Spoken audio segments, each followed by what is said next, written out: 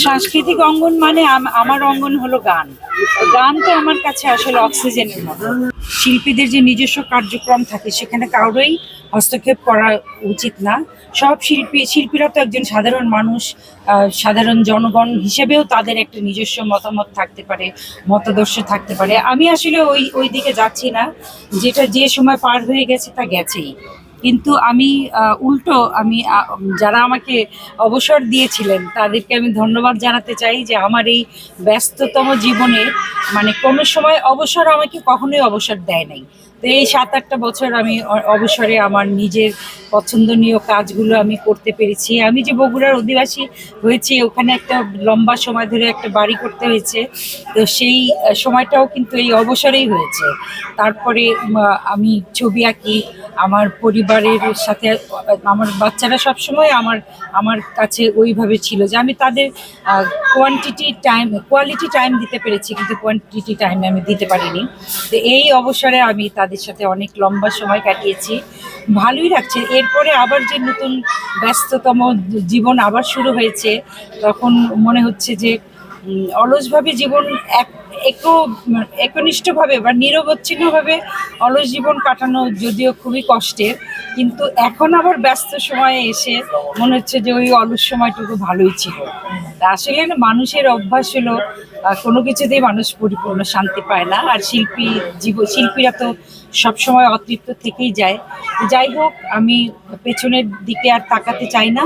সামনে আমার অনেক ব্যস্ততা। ইনশাল্লাহ সবার কাছে আমি দোয়া কামনা করি যে আমি যেন বাংলাদেশের অনেকগুলো ভালো কাজে আমার জীবনটা ব্যয় করতে পারি। বলা যায় যে বাকি জীবনটা আমি বাংলাদেশের জনগণের হয়ে কাজ করব। সবার কাছে আমি দোয়া চাইছি। সাংস্কৃতিক অঙ্গন মানে আমার অঙ্গন হলো গান। গান তো আমার কাছে আসলে অক্সিজেনের মতো। গান ছাড়া আমার পক্ষে দূরে থাকা কখনোই সম্ভব না। তবে যেটা হয় যে একদম সরাসরি রাজনীতি, সেখানে অনেক কথা বলতে হয়। আবার গানের জন্য অনেক কথা বলা মানে ঠিক না। তো একটা বিপরীতমুখী কাজ শুরু করেছি আমি। দুইটার দিকে আমি বজায় রাখার চেষ্টা করছি। দেখা যাক, ভবিষ্যতে কথা বলবো। খুবই ভালো লাগছে। তবে আমার মনে হয় যে এই ফেস্টটা ঢাকায় না হয়ে বগুড়া হলে আরো একটু প্রাণবন্ত হতো। বগুড়ার মানুষরা আরো বেশি ইনভলভ হতে পারতো দর্শক হিসেবে, বা সরাসরি অংশগ্রহণ করা। কারণ বগুড়া থেকে ঢাকায় এসে একদম সারাদিনের জন্য অংশগ্রহণ করাটা একটুখানি টাফই মনে হয়। যাই হোক, তারপরেও বগুড়ার আলু ভাজি দিয়ে ভাত খেলাম, বগুড়ার দই খেলাম, আর বগুড়ার অনেক মানুষের সাথে দেখা হলো। একটু পরে গান গাইবো, বগুড়ার কৃতি সন্তানদের অ্যাওয়ার্ড দেওয়া হচ্ছে।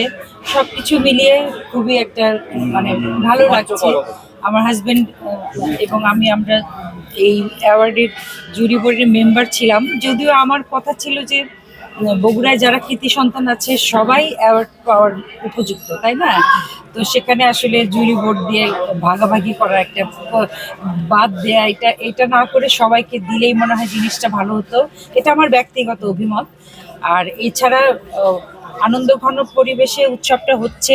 তবে যেহেতু বসন্তের মাঝামাঝি, খুব বেশি ধুলা, সেটাও তারপরে একটা খুব সুন্দর একটা দৃশ্য দেখলাম। এক ঝাপটা বাতাস এসেছিল, ঝরা পাতা ঝরে পড়ছিল। তখন মনে হচ্ছিল যে আমাদের কবি কাজী নজরুল ইসলাম এই দৃশ্যটা দেখেই বলেছিলেন, শুকনো পাতার নুপুর পায়ে নাচিছে ঘূর্ণিবায়।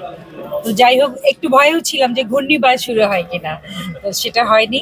আমার মনে হয় সুন্দরভাবেই উৎসবটা শেষ হবে ইনশাআল্লাহ।